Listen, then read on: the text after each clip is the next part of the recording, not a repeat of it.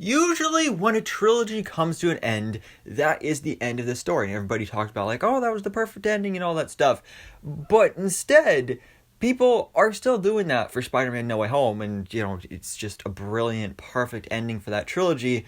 But instead of just closing the door on that, everybody wants more, including myself. Because really, the way things were set up here with this third movie of the trilogy basically being the origin story for the MCU Tom Holland Spider-Man is just perfect, and now makes us want to see more of this new version of Spider-Man in the Marvel Cinematic Universe.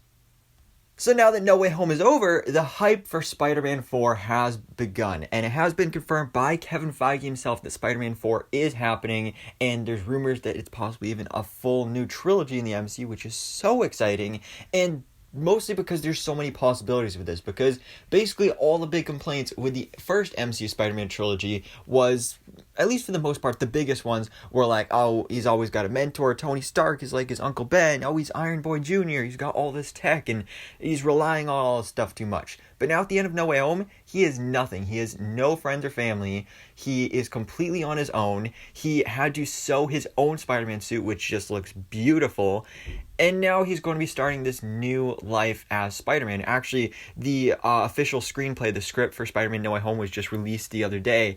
And that ending of the movie, it is specifically described as he has like a sense of freedom because Peter Parker is no more. There's only Spider-Man. And that is just so good. But of course that brings up the question, well, what are we going to do in Spider-Man 4? We have a bit of an idea given the post-credit scene with how part of the Venom symbiote has now been left in the MCU. So of course we expect that to play a pretty huge role in these upcoming movies. But I don't think that's going to be the big thing in Spider-Man 4. It might be set up a little bit. He might even get the symbiote suit. But I don't think he's going to full-on fight Venom and do all that in Spider-Man 4. So what else can we do?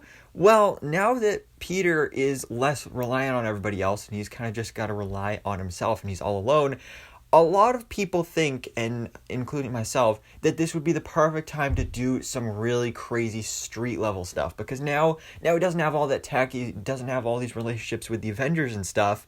Now he's just doing some street level stuff, and just as he kind of described after Spider-Man Homecoming, I just want to be the friendly neighborhood Spider-Man, look out for the little guy.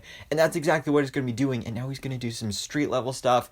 And so, of course, especially after seeing Charlie Cox's Daredevil in Spider-Man No Way Home, we all want to see a Daredevil Spider-Man team up in the MCU, possibly to take on Kingpin, who just returned Vincent D'onofrio as the character in the Hawkeye Disney Plus series. Which Vincent D'onofrio was actually just asked in a recent interview about his thoughts on this and whether or not he would want to return as Kingpin in the MCU for Spider-Man 4. He said, I want it as much as everybody does. We'll see. So there you have it right there. He wants to do it. He wants to fight Spider-Man, and we all want it as well. So it is a big chance for this to happen, especially because it's just set up perfectly to do this whole street level thing for the MCU Spider-Man now, given this point in Peter's life. It just makes so much sense, and it would be so awesome to see, because not only with Kingpin and doing like a Spider-Man Daredevil team up, there's a lot of other possibilities here as well. You could do some other more street level villains, I guess you could say, like getting more into the mob, because of course that's what Kingpin is kind of involved in. You could have some more gangster organized crime related villains, which was a big thing that people loved about Hawkeye, is because you're tapping into that darker street level organized crime side of New York City. You could do that with Spider-Man with some other characters like Hammerhead, Tombstone. We could get some Mr. Negative up in there. There's a lot of possibilities here, and just like a lot that they could do based off cartoons. Some of the best Spider-Man cartoons, of course, Spider-Man the Animated Series from the 90s, Spectacular Spider-Man. There's a lot you could take from those series and put into this trilogy, especially when it comes to this street level stuff.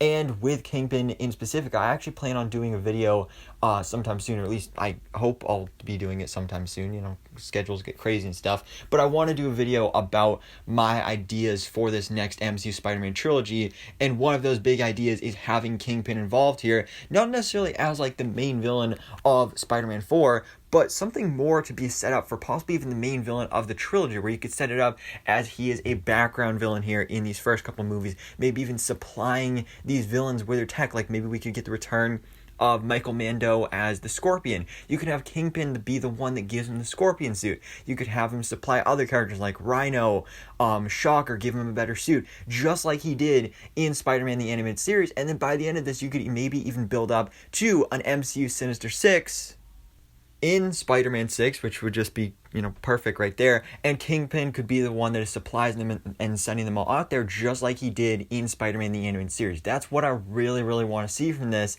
And then, like I said, you could mix in a Daredevil team up in there, maybe even Black Cat and stuff like that. There's so many possibilities with this, and I'm so excited to see what happens with the future of Tom Holland's MCU Spider Man, because it's like this character is just getting started. I love the first trilogy, especially No Way Home, but things are really ramping up here, and we're going to be getting a whole new side of Spider-Man in the Marvel Cinematic Universe.